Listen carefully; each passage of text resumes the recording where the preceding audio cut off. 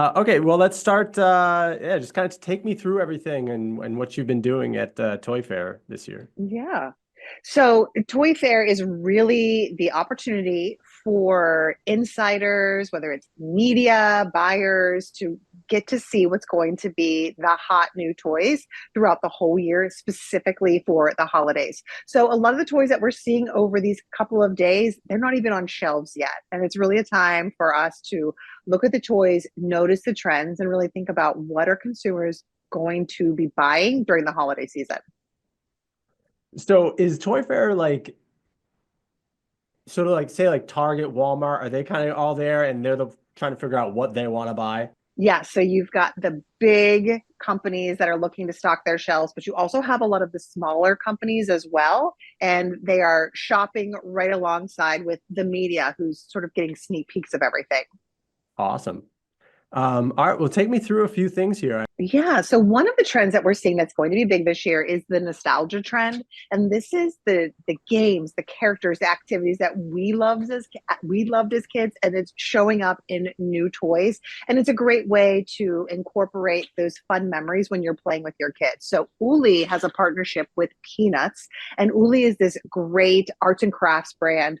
I love their markers and their gel pens, and now they're incorporating the peanuts, so we get Snoopy and Charlie Brown, and it's just a fun way to play with your kids with characters that you love.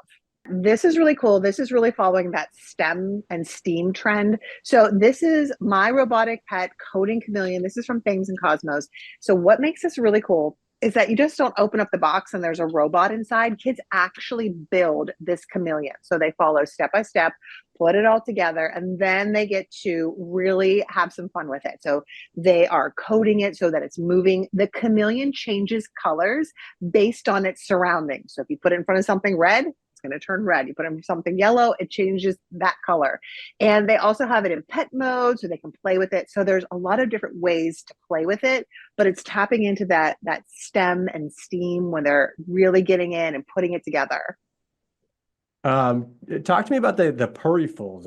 Is that kind of like something that an adult might get latch onto, or is that more kid oriented? Both, but it was really with adults in mind, but I do think it's one that kids will love. So this is the Purryful, really soft plush cat, but it has a gentle vibration and it purrs. So you come home after a stressful day of work, you're feeling anxious, you take your Purryful, you hold it to your chest, and it lightly vibrates and purrs in your arms, and you can pet it. If you're a cat lover, this is absolutely perfect. If you're feeling a little anxious, you may the creator, she came home from work, was really stressed, wanted to hold her cat just to help with her anxiety, and the cat was like, no way. So she ended up coming up with this, and it's been interesting to see the adults kind of just walking around Toy Fair holding this to their chest and just like lightly patting it. So yeah, this is a great one for teens, tweens, and definitely adults too. So it works. Yeah, a little bit of everybody. Is that a board game over here? Yes, this is the with Catan. So Catan has millions of fans across the country, and this is the Catan Masterpiece series. This is actually from Fanroll, so it is a wooden version, so that if you're a fan of the Catan, you can elevate your game. You've got this collector piece. This was on Kickstarter, and it was fully funded in 1 hour. That's how much excitement people have about this board. So you just take the game that you love and you've been playing, and you just elevate it by having this beautiful collector's piece. Awesome. And are those like nostalgic wrestlers behind you or in front of you? Or is Yes. that some new toy? Nope. This is the nostalgic wrestlers. This is kind of falling into that kidult trend where adults are loving kids' toys just as much as kids.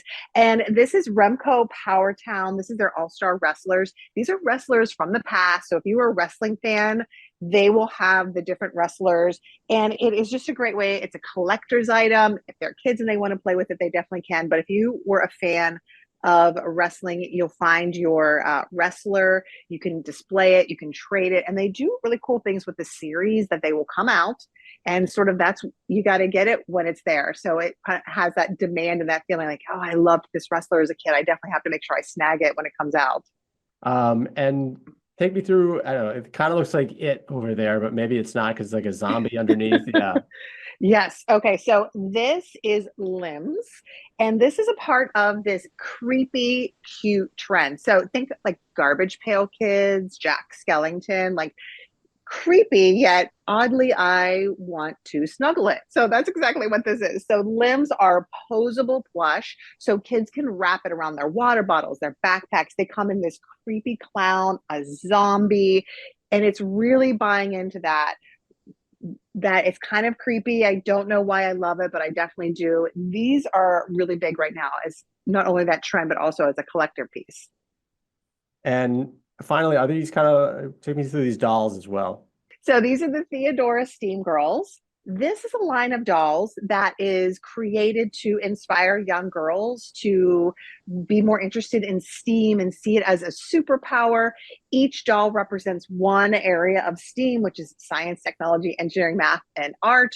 And the idea is that they can read the books, they can play with the stickers, they can play with these as regular baby dolls, but they are exceptional because they really love STEAM. Now, I have a daughter who's 13. She's my little mathematician. And when I was telling her about this, she said, I would have loved to have had a doll that loved math when I was a little girl. So I love that it's making that connection and inspiring girls in a different way. Do you think that there's more plush now than there has been in the past? Is that seems like a rising trend? It definitely feels like a rising trend. And I think it's coming from sort of just people wanting to have something that it feels comfortable, whether it's a little one that's using it as like a lovey for older kids who are collecting them, and even the adults who are really loving the idea of having the plush. So we are seeing it pop up in so many different areas and kind of new and creative ways. Cool.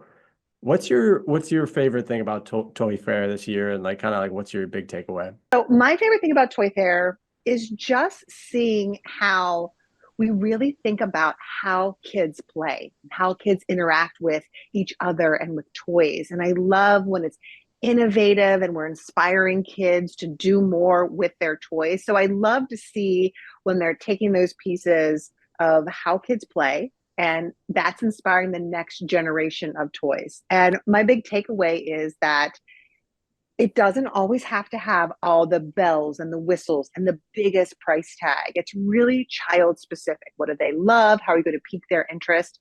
And so you can definitely find those specific toys that your kids are really going to love and that they will want to keep playing with again and again.